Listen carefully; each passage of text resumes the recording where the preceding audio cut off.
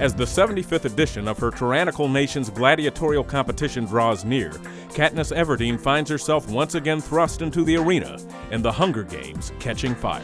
Hi, I'm Elizabeth Banks. I'm Lenny Kravitz. You're watching Made in Hollywood. And here's the scene.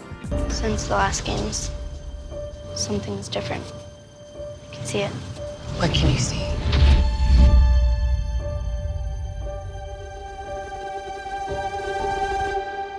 Hope. How would you describe the relationship between your characters now for this film? Yeah, our relationship has changed because they've experienced something and survived something, and when that happens, the two of them kind of understand this part of each other that nobody else will ever understand. You saved us. I know that. But I can't go on acting for the cameras and then just ignoring each other in real life. The actual relationship between them, because Peeta is completely in love with Katniss and wants to do anything for her and wants her to live and all these things, and Katniss also has the dynamic of President Snow involved, where he's telling her that he needs her to pretend like she's so in love with me. So for Peeta, it's like the most painful thing in the world is to have somebody that you're in love with pretending they're in love with you for a minute and then actually not know how they really feel. It was more complicated than that. God, how many times do you have to have this conversation? We have to go before they kill us. They will kill us. People want to fight. I'm staying here. I think he's a great character. I think I root for him. I mean, I want to say that I'm on Team Gale, but I can't be on Team Gale when I'm mentoring. For the first film, when I interviewed you guys, I asked about what you guys thought about the whole Team Gale, Team Peeta happening, and what team everyone was on. But at that time, we couldn't really answer because we didn't know what was happening. Bottom line is, they're both trying to protect her in a way. They're both trying to keep her safe. I think they both really care about her. Are you coming at the train station? I think you have enough people saying goodbye without me there. It's only a few weeks. A lot can happen in a few weeks. Cinna, he's still quiet. He doesn't say a lot, but he's doing a lot. And he's preparing to make really big statements, and does so in this film.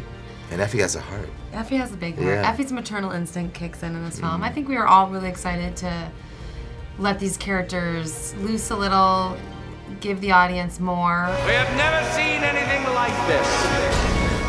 And we will never see anything like it again. She's just kind of wild and unpredictable and, violent and angry and sexual, and she's sort of used all of these different things to be able to just survive this crazy world that she's been thrown into. And I'd definitely say that Finnick O'Dare, District 4, he's very manipulative.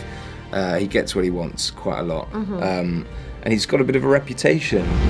She's not who they think she is, and she has to be eliminated. I agree, but in the right way, at the right time. I thought the film was phenomenal, and I had... This new one? Yes. Oh, it's just grand, isn't it? How would you describe the feelings that President Snow has towards Katniss Everdeen? Well, it's a complicated feeling because she's his first true adversary. He fought very hard in the games, Miss Everdeen. But they were games. Would you like to be in a real war? Imagine thousands of your people dead. Your loved ones gone. I think one of the most exciting things for me is just that to have some books and some movies that have just crossed over commercially that are really about something, that actually have speak to something important. That's really what pulled me into all of this. What do I need to do?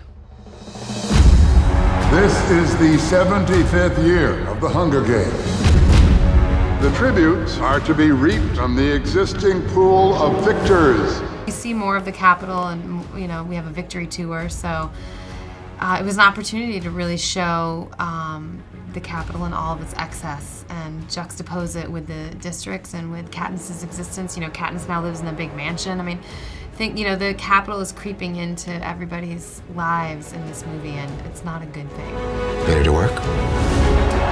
There she is, Katniss Everdeen, the girl on fire!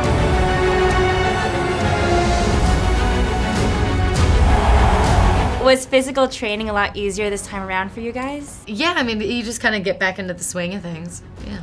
Yeah, definitely. So. No, I felt like for the first movie I did so much. On this one, I really didn't do much at all. Yeah. I kind of just felt like we sort of maintained more or less the knowledge, and then kind of like the couple weeks before. Well, we also didn't have to learn anything new. Yeah, in the first movie, we had to learn a lot of new skills, and now it's just kind of brushing up on them. 5.5 months of just working with great you know, stunt choreographers and you know, basically our trainers and, you know, strength training and dieting and just really trying to get into these bodies and into these minds, you know. So what do we do?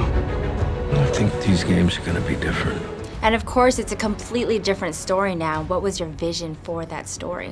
Well, I think, you know, another one of the things that excited me about Catching Fire was that, you know, it's where the world really opens up for the first time. And you see the stakes are raised for not just Katniss, but for the entire nation of Panem. The sets themselves were obviously, they were more opulent and bigger and whatnot, so like that itself was undeniable. It was really, really well done, and the scale was... Look, we're making to the epic next level. movies, right? It's an epic. The terrain you see in the film is the terrain that we were working with, so it was pretty, pretty intense. I want you guys to forget everything you think you know about the games. This film's really beautiful. Francis Lawrence did a fabulous job. We see more of the world, we see more of the districts, we see more of the capital, there's a brand new arena, there's, you know, a huge new cast to assemble, so lots of fun stuff. Last year was child's play. This year, you're dealing with all experienced killers. Any last advice?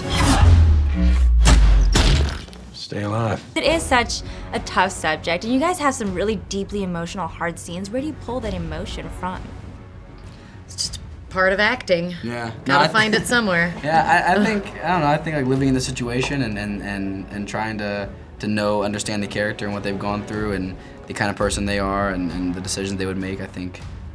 Yeah. Something like that. Try It's to part of acting. come at it from a place of understanding. It's unbelievable to work with somebody like her. Yeah, a dream come true, you know, not just her talent, but also she's just a great person to be around and to have on set every day, because she's literally there every day, because she's in pretty much every scene in the movie.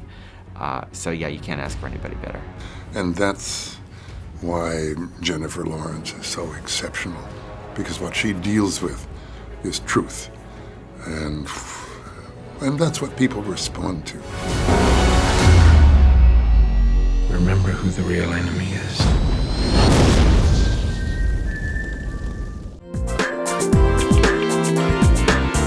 Made in Hollywood.